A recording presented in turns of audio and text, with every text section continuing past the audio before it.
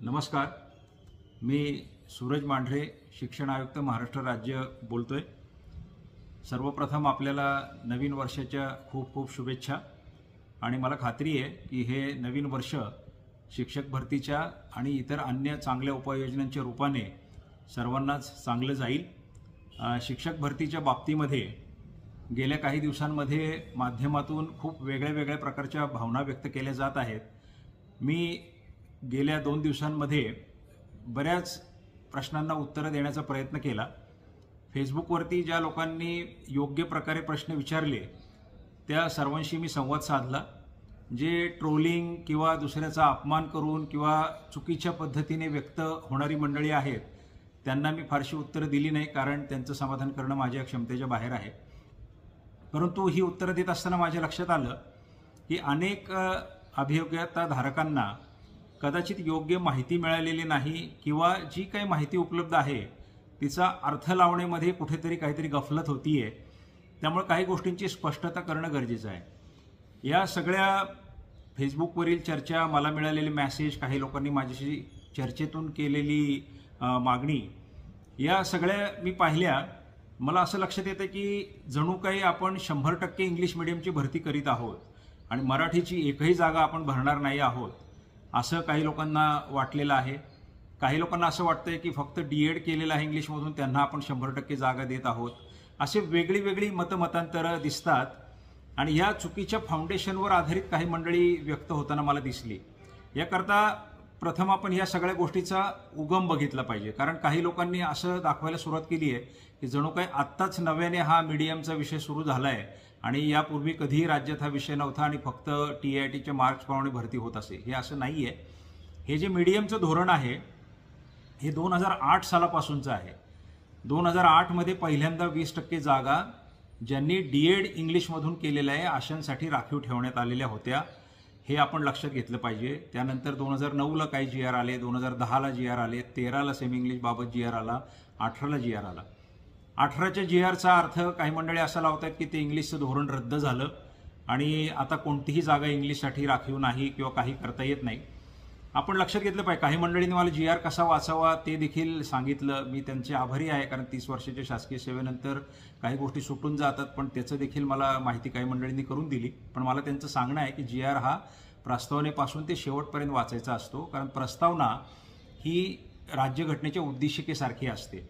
ज्या वेळेला आपल्याला पुढच्या गोष्टींचा काय अर्थ लावायचा असतो त्यामध्ये ती गोष्ट शासनाने का केलेली आहे याचा व्यापक उहापोह प्रस्तावनेत केलेला असतो की काय घटना होती, कोणती गोष्ट ॲड्रेस करायची होती, म्हणून आम्ही हा असा निर्णय घेतोय. तर आपण जर 2018चा शासन निर्णय वाचला तर त्यामध्ये सुद्धा स्पष्ट लिहिलं आहे की इंग्रजी माध्यमाचे जे काही विद्यार्थी अभियोग्यताधारक घ्यायचे आहेत ते किती प्रमाणात घ्यावे याची मुभा त्या स्थानिक स्वराज्य संस्थेला असल्यामुळे आता ही जी पर्सेंटेज जे टिपिकल ठरवलं गेलं होतं 20% ते काढून टाकले. धोरण रद्द केलेलं नाही शासनाने.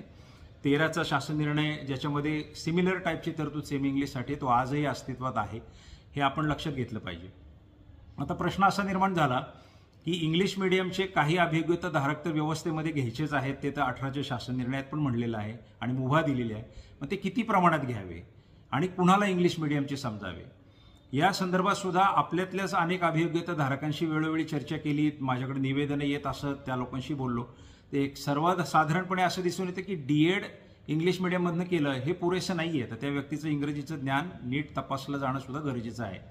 म्हणून त्याच्यात सुधारणा करण्यासाठी आपण हा 13/10/23चा शासन निर्णय शासनाने निर्गमित केला की ज्यामध्ये खऱ्या अर्थाने चांगलं इंग्रजी असलेली मंडळी त्या जागांवरती येतील, त्यांची परीक्षाही घेतली जाईल. ही सगळी तजवीज केलेली आहे. आता हे करत असताना त्यांचं प्रमाण किती असावं, कारण 2018च्या शासन निर्णयामध्ये पुरेशा प्रमाणात घेतले जातील असं म्हणलेलं आहे. मग पुरेसं प्रमाण कसं ठरवायचं? आता ही मुभा जर क्षेत्रीय अधिकाऱ्यांना पूर्णपणे दिली तर अनेक क्षेत्रीय अधिकाऱ्यांचं म्हणणं तर असं आहे की आम्हाला पूर्णच इंग्लिश मिडियमचे लोक द्या. काहींचं म्हणणं असेल कमी प्रमाणात द्या, काहींचं वेगळंच काही असेल. तर प्रत्येक जिल्ह्यामध्ये वेगळं धोरण जर का स्थानिक अधिकाऱ्यांनी घेतलं तर त्यातून सुद्धा काही प्रश्न निर्माण होतात. उद्या कुणीही टीका करेल की या जिल्ह्यात 5% घेतलेत, त्या जिल्ह्यात 10% घेतले, या जिल्ह्यात पूर्णच घेतले. म्हणून एक सूत्रता त्यात असावी. आणि आपलं जे केंद्रीय शाळा आहेत त्या केंद्रीय शाळा एक चांगल्या प्रकारे आपल्याला डेव्हलप करायच्या आहेत. त्याकरता खूप मोठ्या प्रमाणावर निधीची तजवीज केलेली आहे. मौलाना अब्दुल कलाम आझाद योजनेमधनं सुद्धा त्यासाठी काही केंद्रीय शासनाकडून पैसे येणार. हे ते अनेक गोष्टी, आपली डॉक्टर बाबासाहेब आंबेडकर योजना आहे, PM श्री योजना आहे, या सगळ्या गोष्टींमधून आपण हळूहळू त्याचं डेव्हलपमेंट करणार आहोत. आणि हे करत असताना तिथं जर आपण काही चांगले शिक्षक दिले, वेगळे म्हणजे मी इंग्रजीचेच फक्त चांगले म्हणत नाही, मराठीचे सुद्धा, किंवा जे ATM आहे आमचं ॲक्टिव्ह टीचर्स ऑफ महाराष्ट्र, त्यातले काही शिक्षक दिले आणि ती केंद्र शाळा इतकी चांगली केली की ती एक चांगली प्रयोगशाळा होईल, जिथं आपल्याला इंग्रजी, मराठी, टेक्नॉलॉजी, ते टेक सेव्ही टीचर्स, ह्या सगळ्यांचं एक चांगलं एकत्रीकरण होईल. आणि त्या ठिकाणी साधनसामुग्री सुद्धा या वेगळ्या योजनांच्या माध्यमातून देता येईल. या एकदम विद्यार्थी हिताच्या दृष्टीने आम्ही केंद्रीय शाळांना फोकस करून ही रचना केलेली आहे, ज्याची मुभा त्या शासन निर्णयाने दिलेली आहे. आता हे सगळं करत असताना भरती पण तर आपल्याला करायची आहे. आपण जर प्रत्येकच घटकाला 100% न्याय देतो असं म्हटलं तर इथं अनेक परस्पर विरोधी घटक आहेत. आज सुद्धा मला लोक म्हणतात की हे मीडियम वगैरेचा वाद सोडा, तुम्ही कला शिक्षक भरा, तुम्ही क्रीडा शिक्षक भरा, तुम्ही व्यवसाय शिक्षक भरा, तुम्ही सायन्सचे शिक्षक भरा, गणिताचे सगळे भरा, समाजशास्त्राचे सगळे भरा. आता हे सगळे जर भरायला गेलो तर आकडा 100% पेक्षा 200% होईल बहुतेक आपला. आणि ही अमर्याद काळासाठी भरतीची प्रक्रिया आपली चालू राहील. म्हणून कुठेतरी याला एक पायबंद असावा. जसे बिंदू नामावलीवरती काही प्रश्न उपस्थित झाले, आपण 4-5 वर्षापासून बिंदू नामावली जी पडलेली होती ती दुरुस्त करून घेतली. त्याचा पूर्णपणे मागासवर्ग कक्षाशी बैठका घेऊन 6 महिने पाठपुरावा करून आज अद्ययावत बिंदू नामावली आपल्याकडे आहेत. कुठे काही अल्प प्रमाणात त्यामध्ये त्रुटी असतील त्या दूर ठेवण्याकरता 10% जागासुद्धा आपण राखीव ठेवल्यात. या विषयाच्या बाबतीत सुद्धा आपल्याला मूळ शासन निर्णयांबद्दल आणि या सगळ्या प्रक्रियेबद्दल मी आता माहिती दिलेली आहे, ते आपण समजून घेतलं पाहिजे. आणि मूळ तक्रार मला अशी दिसते या विषयाबद्दल की मराठी अभियोग्यता धारकांना TIIT मध्ये जास्त मार्क्स असतील आणि इंग्रजी अभियोग्यता धारकांना जरी मार्क कमी असतील तरी तुम्ही त्यांना घेणार का. तर प्रश्न असा आहे की ज्या जागा ज्यांच्यासाठी असतात त्यावेळेला त्या जागा भरणं तर अनिवार्य असतं. हे मी तुम्हाला ऑलरेडी सांगितलं की 18चा शासन निर्णय आजही टिकून आहे, 2013चा शासन निर्णय अजूनही टिकून आहे आणि 2017 सालच्या भरतीमध्ये सुद्धा त्याच पद्धतीने भरती झालेली होती. असं असून सुद्धा आपल्याला चांगल्या प्रकारचे शिक्षक मिळावेत याकरता आपण परीक्षेची तरतूद ठेवली आहे. आता हा जो मुद्दा, जो वारंवार ह्या मुद्द्याभोवती आपण फिरतो आहोत की मग गुणवत्तेचं काय होणार, तर गुणवत्ता कशी मोजायची, म्हणजे जे त्रिभाषा सूत्र नवीन एज्युकेशन पॉलिसीमध्ये स्वीकारलं गेलेलं आहे त्याला सुद्धा न्याय द्यावा लागणार आहे. कारण मातृभाषेतून शिक्षण देणं हे गरजेचं आहे. मी स्वतः मराठी मीडियममधून शिकलेलो आहे, त्यामुळे हा गैरसमज मराठी मीडियमच्या मुलांनी दूर करावा की इंग्रजीबद्दल काय फार विशेष प्रेम वगैरे मला आहे, मला इंग्रजी चांगलं येतं, मराठी चांगलं येतं, त्यामुळे तो मुद्दा नाही. परंतु आज धोरण तसं आहे, धोरणामध्ये स्पष्ट आहे की काही प्रमाणामध्ये ती मुलं परीक्षेमध्ये घ्यावी लागणार आहेत आणि त्याचं पिटिशन सुद्धा उच्च न्यायालयामध्ये पेंडिंग आहे. उद्या तिकडं उत्तर देताना सुद्धा तुम्ही अचानकपणे या धोरणाला कशी तिलांजली दिली याची जबाबदारी सुद्धा शासनावर आणि प्रशासनावर आहे. त्यामुळे दोन्हीचा एक मध्यबिंदू साधून काही प्रमाणामध्ये इंग्रजी मीडियमचे देखील विद्यार्थी आपल्याला पाहिजेत, शिक्षक पाहिजेत, काही प्रमाणामध्ये मराठी मीडियमचे पाहिजे. अर्थात मराठी मीडियमचे विद्यार्थी शिक्षक हे काही पटीने जास्त असणार आहेत इंग्रजी मीडियमपेक्षा. याचा सारासार विचार करून बॅलन्स करून हा 13/10/23चा शासन निर्णय निघालेला आहे. त्यात हा जो दावा आहे की मराठी मीडियमचे मार्क्स आणि इंग्लिश मीडियमचे मार्क ह्याकरता परीक्षेची तजवीज केलेली आहे. ह्या परीक्षेचं स्वरूप काय असावं आणि ह्या परीक्षेमध्ये येण्याकरता, ह्या परीक्षेमधून आपलं इंग्रजीचं स्किल दाखवण्याकरता सर्वांना संधी देता येईल किंवा काय, ह्याबद्दल आम्ही ऑलरेडी विचार करत आहोत. कारण कुणाचवर अन्याय करणे हा दुरान्वय सुद्धा कुणाच्या मनामधला विचार नाही. जरी काही मंडळी त्याला तसा रंग देत असला, असं कधी होऊ शकत नाही. अन्यथा ज्या भरती प्रक्रियेकरता इतक्या अटी होत्या त्या सगळ्या पूर्ण करण्याची आम्ही काळजी घेतली नसती. आज आधार लिंकिंग असेल, संच मान्यता असेल, बिंदू नामावली असेल, हे सगळे अडथळे पार करत करत आपण या टप्प्यावर पोहोचलोय. त्यामुळे हे यशस्वी व्हायला पाहिजे, हे शेवटाकडे गेलं पाहिजे, लवकर गेलं पाहिजे अशी आपली भावना आहे आणि त्याकरता आपण प्रयत्न करतोय. काही मंडळी खूप महत्त्वाकांक्षी सूचना पण देत आहेत की तुम्ही सगळ्यांची परीक्षा घ्या, सगळ्यांना संधी द्या, काही म्हणतात आणखी काही करा. आता हे सगळं करण्याकरता जो वेळ लागेल तो कदाचित इतका वेळ लागेल की हे आचारसंहिता पण लागू शकते, त्यानंतर पुन्हा वेगळी संच मान्यता करावं लागेल. नवीन अकॅडमिक वर्ष सुरू झाल्यावर विद्यार्थ्यांच्या संख्येत बदल झालेला असेल, शिक्षक सेवानिवृत्त झालेले असतील, तर ह्या सगळ्या चरकात आपण अडकायचं का आपण भलेही समाधान सगळ्यांचं नको हो, पण अन्याय कोणावर होत नाही अशी काही व्यवस्था स्वीकारायची, हा प्रश्न आहे. त्यामुळे मला असं वाटतं की बऱ्याच गोष्टींवरती मी स्पष्टता आपल्याला केलेली आहे. आणि शेवटचा मुद्दा जो राहतो गुणांकनाचा, त्याला ही जी परीक्षा आम्ही घेणार आहोत ज्याला इंग्लिश मिडियमच्या विद्यार्थ्यांना देखील सामोरं जावं लागणार आहे आणि तशी मुभा आतापर्यंतच्या शासन निर्णयांमध्ये दिलेली आहे. तर त्या मुभेचा वापर करून त्या परीक्षेची व्याप्ती अशी ठेवून की मराठीतल्या गुणवत्ताधारकांना सुद्धा त्याची संधी देता येईल का काय याच्यावरती आम्ही गेल्या अनेक दिवसांपासून विचार करतोय. परंतु या संदर्भात अनेक याचिका सुद्धा प्रलंबित आहेत. मराठी माध्यमांच्या अभियोग्यताधारकांनी केलेली पण याचिका आहे, इंग्लिश मिडियमच्याही अभियोग्यताधारकांनी केलेली याचिका आहे आणि कोर्टाला देखील आपल्याला उत्तर द्यायचं आहे. त्यामुळं कोणतीही घाई गडबड न करता आणि अचानकपणे ॲब्रप्टली कोणते तरी निर्णय न घेता आपल्याला ह्या सगळ्या फॅक्टरचा विचार करून निर्णय घ्यावे लागणार आहेत.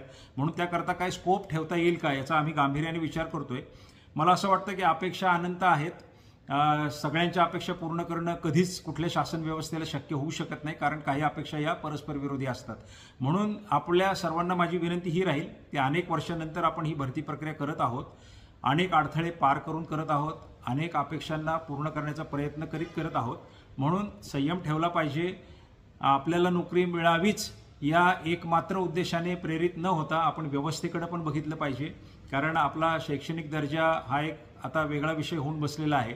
त्यामुळं चांगल्या अभियोग्यताधारकांना संधी मिळावी हाच प्रशासनाचा प्रयत्न राहील. गेल्या 1-2 दिवसातल्या ज्या मी फेसबुक पोस्ट बघितल्या, मी इतका कधीच फेसबुकवरती इन्व्हॉल्व नव्हतो. पहिल्यांदाच मी ते बघितलं, कारण गैरसमज ह्या टोकापर्यंत गेले होते की मला त्यात हस्तक्षेप करणं गरजेचं वाटलं. पण इतका मी जास्त रिस्पॉन्स दिला की काही लोकांना ते माझं फेक अकाउंट आहे का काय असं वाटायला लागलं होतं. परंतु ते फेक अकाउंट नव्हतं. मी उत्तर देत होतो जे प्रश्न योग्य प्रकारे विचारले जात होते. पण यामध्ये मला एक गोष्टीचं वैषम्य पण वाटलं की जे भावी शिक्षक म्हणून मैदानात उतरलेले आहेत त्यांची भाषा, त्यांची ट्रोलिंगची पद्धती, त्यांनी शासन निर्णय न वाचता उपस्थित केलेले प्रश्न, हे चित्र थोडं चिंताजनक आहे. तर मला आपल्याला हे सांगायचं की अजून ह्या रोगांचा लागण ज्यांना झालेली नाही की ट्रोलिंग, अपमानजनक बोलणं, दुसऱ्यांचा उपमर्द करणं, चुकीच्या पद्धतीने मॅसेज पसरवणं, यांचा लागण ज्यांना झाली नाही त्यांनी स्वतःला जपावं. कारण तुम्ही शिक्षक होणार आहात, तुम्ही विद्यार्थी घडवणार आहात. त्यामुळे तुम्ही खऱ्या अर्थाने या सगळ्या गोष्टीची ताकद होणार आहात. तर या अशा गोष्टींपासून आपण शक्यतो स्वतःला जपलं पाहिजे. जरी किती प्रकारे कोणी अपमानजनक काही बोललं तरी मी त्यावर काही प्रतिक्रिया दिलेली नाही. उलट मी जाणीव करून दिलेली आहे की चुकीच्या पद्धतीने विषयांची मांडणी करणं यातून प्रक्रिया धोक्यात येऊ शकते आणि तिथून नुकसान होतं. म्हणून पुन्हा एकदा मला सर्वांना आपल्याला सांगायचं आहे की आपल्या सर्वांना माझ्या खूप मनापासून शुभेच्छा आहेत. एक आपल्याला मी निश्चित हमी देतो की शिक्षण विभागात कोणताही निर्णय घेत असताना केवळ आणि केवळ विद्यार्थी हित हेच समोर ठेवून आम्ही सगळेजण काम करत आहोत. त्यामध्ये कोणाचंही कोणतंही 1% दुमत नाही आहे. आपण ही प्रक्रिया अतिशय व्यवस्थितरित्या पार पाडू. जे काही कोर्ट केसेस आहेत त्यालासुद्धा योग्य प्रकारे सामोरं जाऊ. तिथे देखील आपण कोर्टाचं समाधान करू आणि सर्वांना समसमान न्याय दिल्याची भावना ही प्रत्येकाला वाटेल अशा पद्धतीने भरती करू. समाधान किती लोकांचं होईल याची मी शाश्वती देऊ शकत नाही. मी पुन्हा सगळ्यांना तुम्हाला मनापासून शुभेच्छा देतो आणि शासन सेवेमध्ये, शिक्षण क्षेत्रामध्ये आपलं स्वागत करण्यासाठी मी स्वतःसुद्धा खूप इच्छुक आहे आणि आतुर आहे. धन्यवाद.